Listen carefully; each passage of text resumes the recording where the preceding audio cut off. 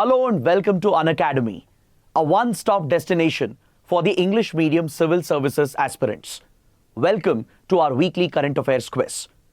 Under this series, every Thursday, we are covering the important current affairs from the last 1 week, which are important for your prelims, through these MCQ-based questions.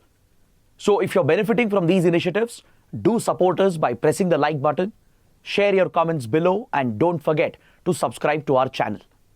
So let's get started with this week's discussion. But first, we have an important announcement. We are offering a flat 50% discount on our IAS courses, and you can make use of this offer to enroll for the English course, which is starting from the 16th of March. So please make note of this. Now, also look at the answers for the last week's questions. If you remember, we are discussing the questions in detail, we are understanding the topic and analyzing the topic, but I'm asking the students to give the answers in the comments.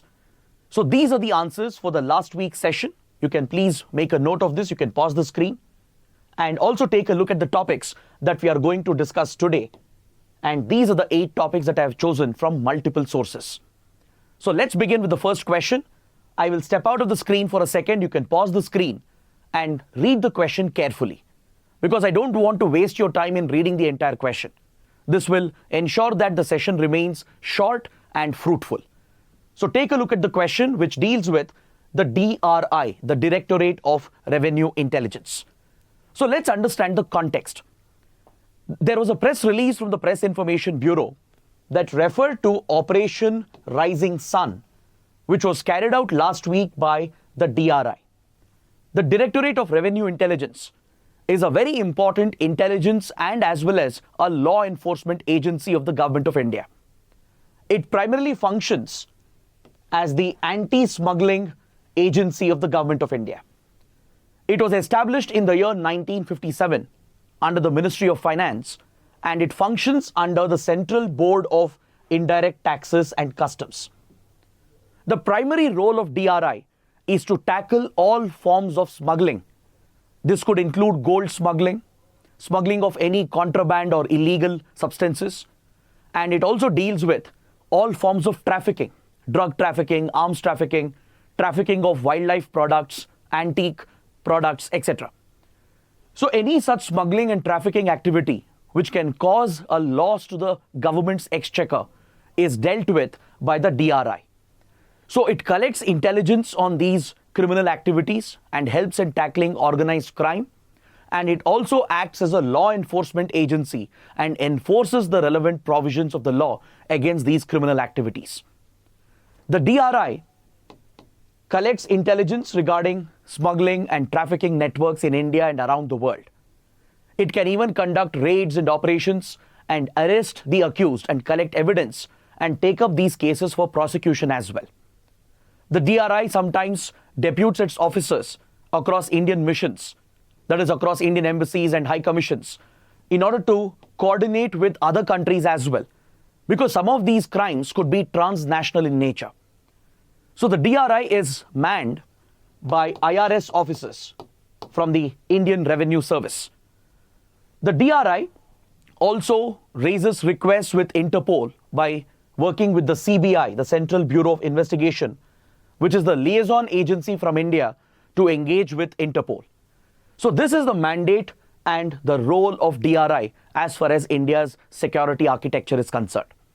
So based on this explanation, you can go back, read the question again, and please give me the right answer in the comment section below. So in the next week's class, I will provide you the answers, but I want you guys to put in that effort. Based on this explanation, read the question again and mention the correct answer in the comments below.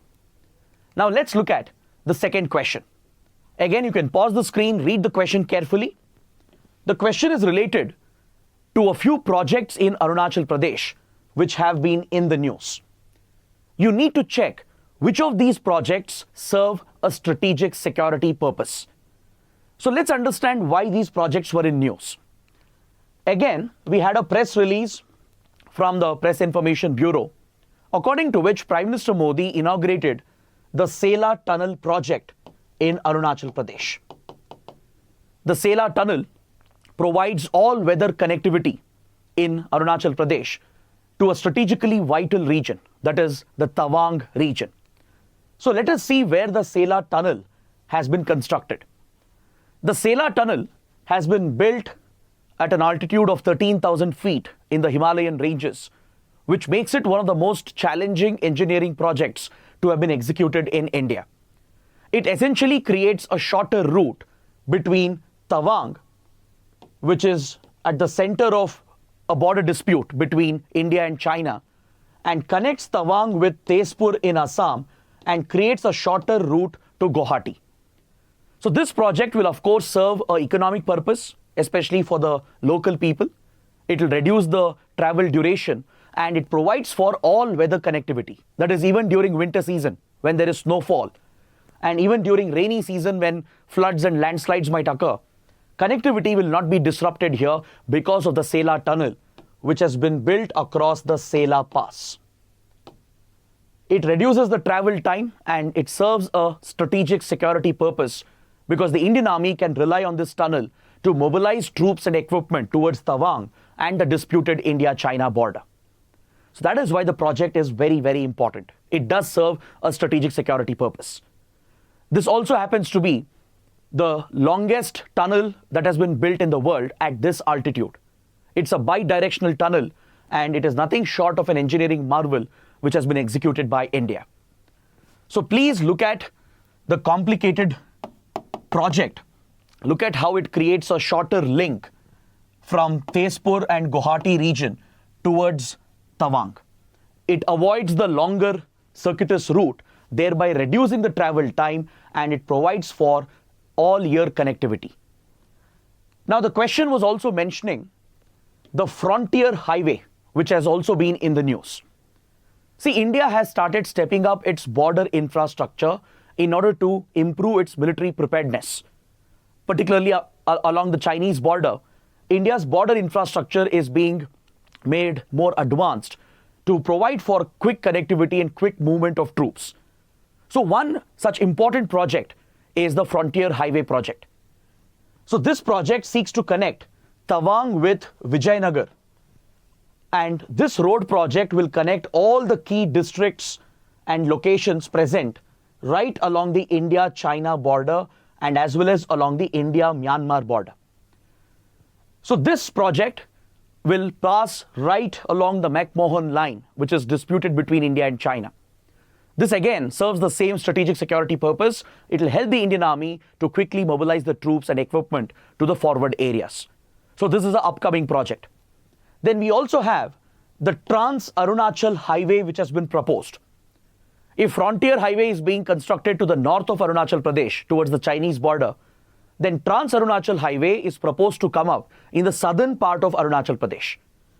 It is going to connect Tawang from the southern side with Itanagar, the capital, and the highway will move across southern Arunachal Pradesh to reach the Myanmar border.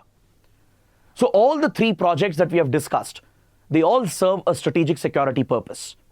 So based on this, you can go back to the question and give me the right answer in the comment section below. Now let's look at question number 3 that deals with Dibang Multipurpose Hydroelectric project. So pause the screen, read the question carefully, and then we will have a discussion on the topic. The Dibang Hydroelectric project was in news because Prime Minister Modi visited Arunachal Pradesh and has laid the foundation for the start of this project. The Dibang Hydroelectric project is again seen as a key project in Arunachal Pradesh and in northeast India.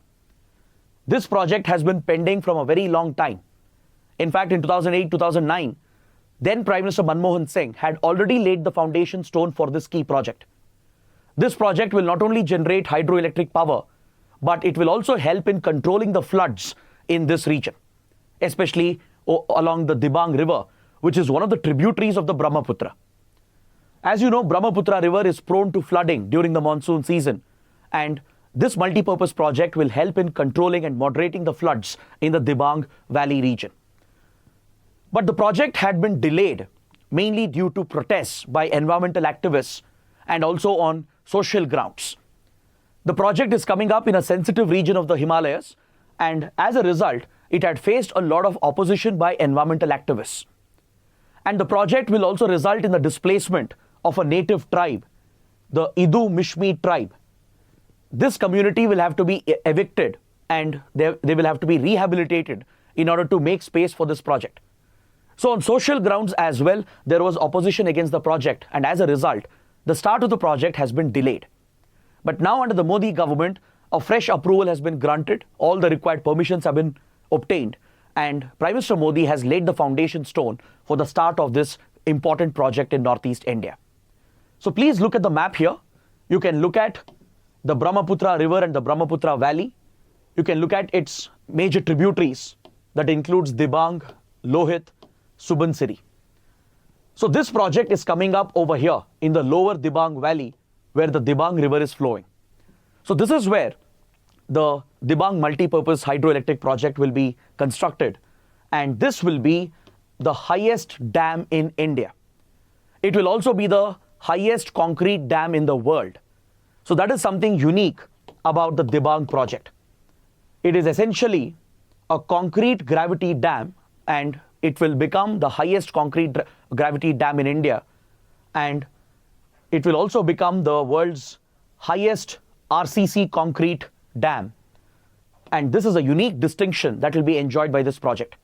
It is slated to be completed by 2032. It will not only tap the hydroelectric potential present in this region, but it will also help in controlling the floods in Arunachal Pradesh. So now, let's move on to the next question. Question number 4. Again, pause the screen. Please read the question carefully, and then we'll have a discussion on this topic. The question is dealing with a chemical compound called Rhodamine B. Now, this was in news because the government of Karnataka has banned this coloring agent.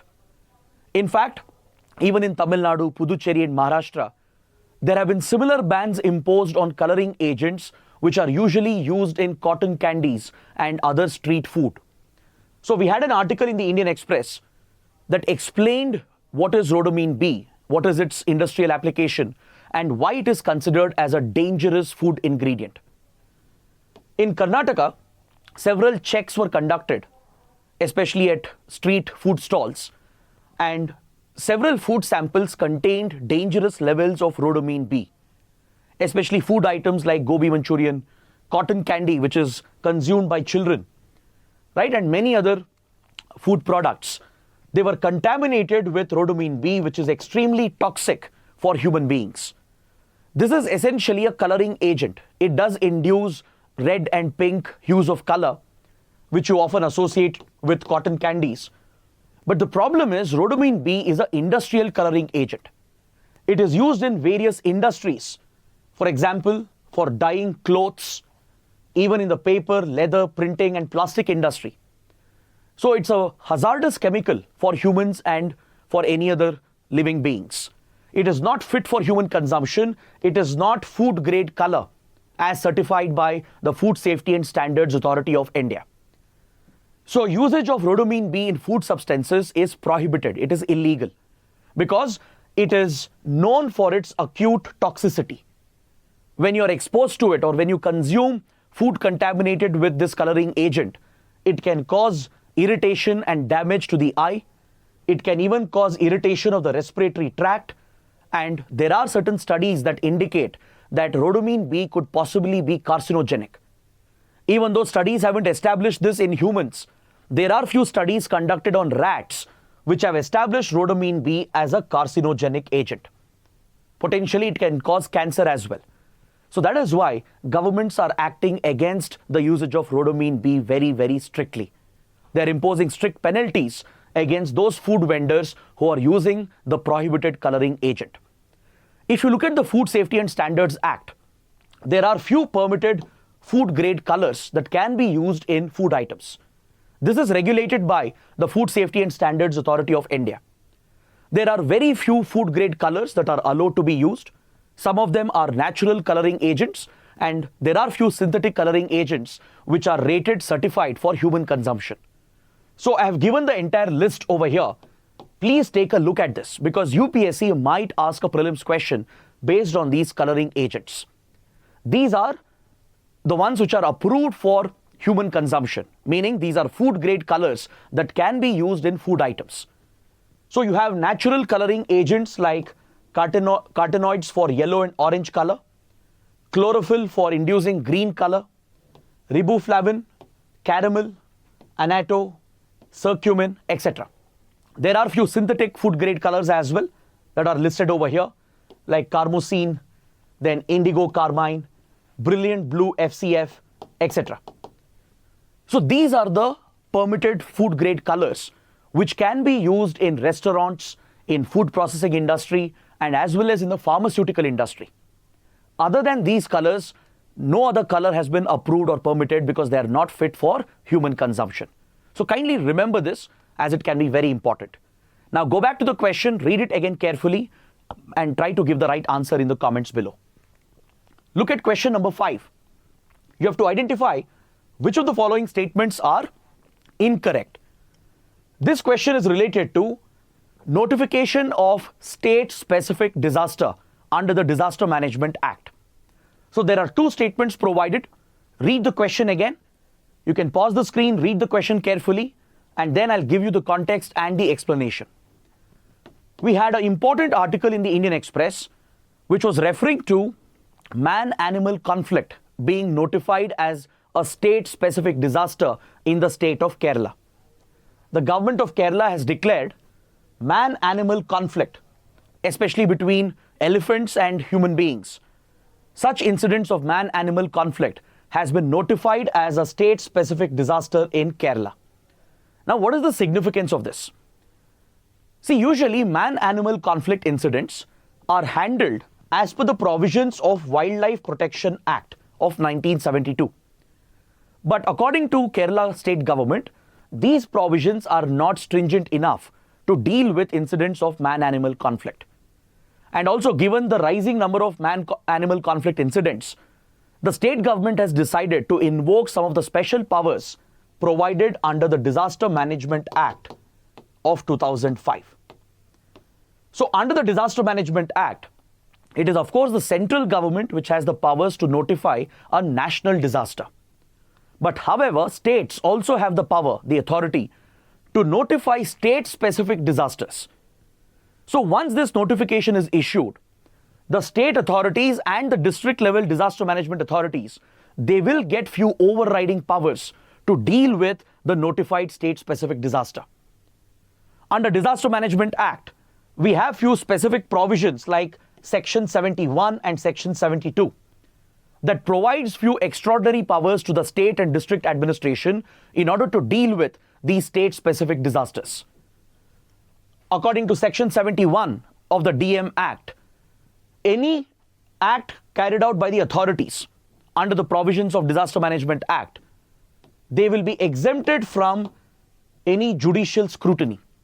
So this gives a degree of immunity for the officials and the administration, and it enables them to take strict action to deal with certain notified state-specified disasters.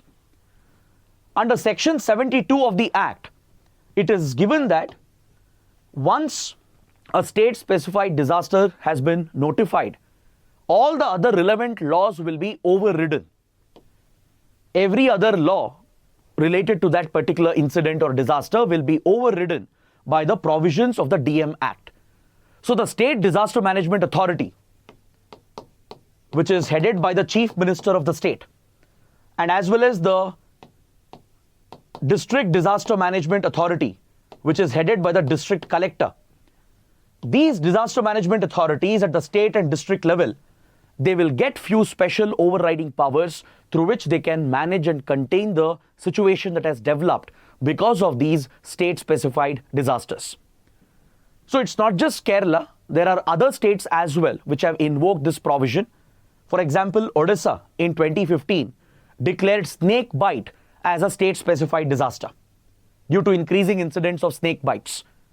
Then even lightning was declared as a state-specified disaster again by Odisha, because Odisha is the most affected by lightning-related incidents. Then during COVID-19 pandemic, Kerala invoked the same provision and declared the pandemic as a state-specific disaster. Then even heat waves, sunburns and sunstrokes and other phenomena like soil piping have been notified as state-specific disaster in the past. So this provision is present under the DM Act, where the State Disaster Management Authority, headed by the CM, can invoke these provisions and notify state-specific disasters.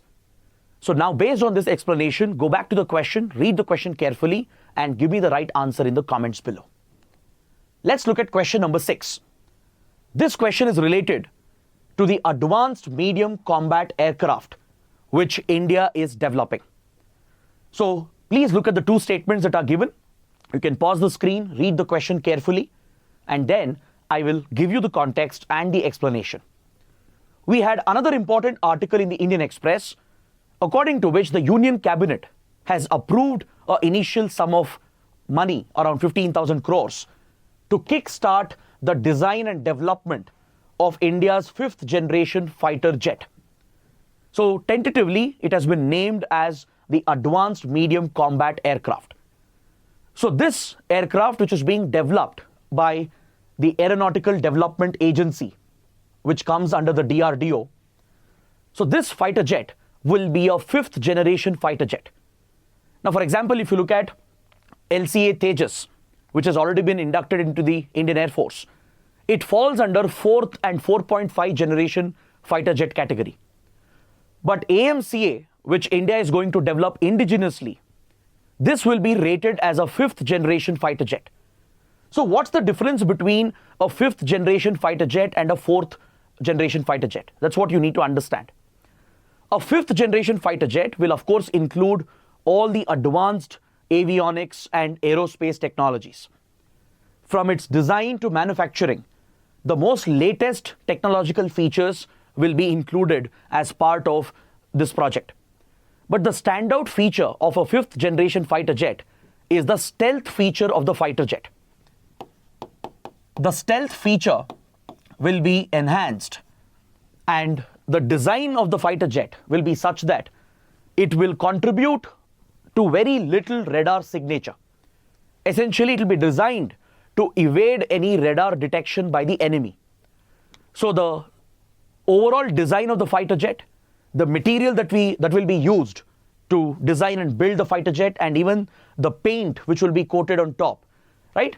In all these phases of design, a lot of care would be taken to ensure that these stealth features are incorporated into the design and production of these fighter jets. So one stealth feature, for example, is to ensure that there is no external fuel tank or external weapons holding area, because that increases the surface area of the fighter jet, and as a result, radar waves will easily bounce off, thereby leaving behind a larger radar signature. So if you look at 2nd, 3rd generation fighter jets or even 4th generation fighter jets, they often have external weapon holding area and external fuel tanks. That increases the size of the fighter jet, and thereby they have a larger radar signature and they're more likely to be detected by enemy radars. But in a 5th generation fighter jet, the designers will ensure that the weapons bay will be located internally. An internal weapons bay will be created. The fuel tank will also be internal. So this limits the radar signature of the fighter jet, and thus it increases the stealth features of this aircraft. So currently, very few countries possess this technology. US, Russia, and China, they have already developed their versions of 5th generation fighter jet. And now India also is joining this elite club by starting this indigenous program to design and produce the advanced medium combat aircraft. So these are some important points that you need to note down, and you can go back to the question, read the question again, and give me the right answer in the comment section below. Now let's look at question number 7. This question is related to IndiaAI Mission, which was approved by the Union Cabinet last week. So there are 3 statements provided which are related to IndiaAI Mission. So please go through the statements, go through the question. You can pause the screen and read the question carefully. The question is asking you to identify how many of the given statements are correct. So let's look at the context. We again had an article in the Indian Express that reported the approval that Union Cabinet had granted for IndiaAI Mission. India is also providing direct support for artificial intelligence ecosystem in the country. as it's a critical emerging technology, the Indian government wants to lead from the front to assist the Indian industry and Indian startups to focus on artificial intelligence and AI-based technology. So in AI, the most important resource that is needed is computing facility. You need advanced computing facility with adequate speed, and also you need advanced data sets to train the algorithms. So this is where smaller companies find a big challenge. Small startups in the AI domain, they will struggle to scale their company and their product because they can't invest in the computing facilities that are needed. They can't procure advanced high quality data sets that are needed to train their algorithms. So this is where the government is looking to step in and act as an enabler to create the right ecosystem for AI technologies in India. If you look at, let's say, processing units like NVIDIA's A100 chip, which is considered as one of the most advanced and fastest computer chips, it is extremely expensive. Each chip will cost millions of dollars. And if you're trying to put in place a computing capacity of, let's say, 10,000 GPUs, which is a measuring unit, graphics processing unit, you'll end up spending anywhere close to $100 million plus just in installing the computing capacity that is required. So this is where the government is looking to make it easier for the startups in India. So the government will create the common computing infrastructure that is needed. The government will pool in the resources, and the government will also subsidize the private industry. So AI startups in India, the deep tech startups in India, they can draw funds from the government to create the computing facility. And India itself will be installing a computing capacity of 10,000 GPUs, 10,000 graphic processing units. It will also create a high quality database, which is readily available to train the large language models on which AI models, generative AI models are built. So the government of India is launching IndiaAI Dataset Platform, which will be a collection of high quality non-personal data which can be used to train AI algorithms. The government also has launched a national deep tech startup policy, under which subsidies and special incentives will be given for deep tech startup companies in India. And the government is also setting up India AI Innovation Research Center to aid research and innovation in the domain of artificial intelligence. Through the India AI Mission, the government will also try to create the manpower, the talented human resource that is needed to drive AI innovation in India.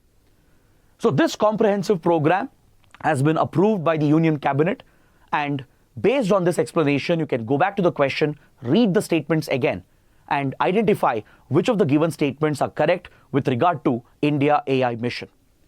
Now coming to the last question for today. It's related to the Nobel Prize of Architecture. Rather, there is a particular prize or an award which is considered as the Nobel equivalent in the field of architecture. The question is asking which of the following awards is referred to as the Nobel of Architecture. Is it the Pulitzer Prize, or the Sveriges Riksbank Prize, the Abel Prize, or the Pritzker Prize? Now, all the awards mentioned here are very, very popular and very prominent. So let me tell you why I have picked this question, what is the context here, and I'll give you the answer because it's a straightforward question. We had this article in the Indian Express, according to which the Nobel Architecture Prize, the so-called Nobel Architecture Prize, which is officially called the Pritzker Prize or the Pritzker Architecture Prize, it was announced last week and it has been won by a Japanese architect. Is that clear? So it's an award given to leading architects for their contribution to the world of architecture. This is the most prestigious award in the field of architecture. It's considered as the Nobel equivalent in the field of architecture. So what is this prize? It is the Pritzker Architecture Prize. So the correct answer is option D. Now, please let me know in the comments.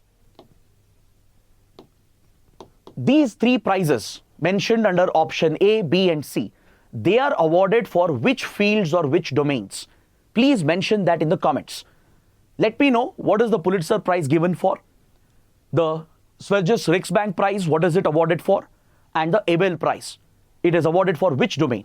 Please mention that in the comments as well, along with the answers to all these questions. I have given you the answer for question number 8. You give me the answers for question 1 to 7, and next week I will give you the correct answers. So I hope the session has been useful. So we have discussed the context and the explanation of all these topics, based on which you can practice these quiz questions, which will help you prepare for the upcoming prelims examination.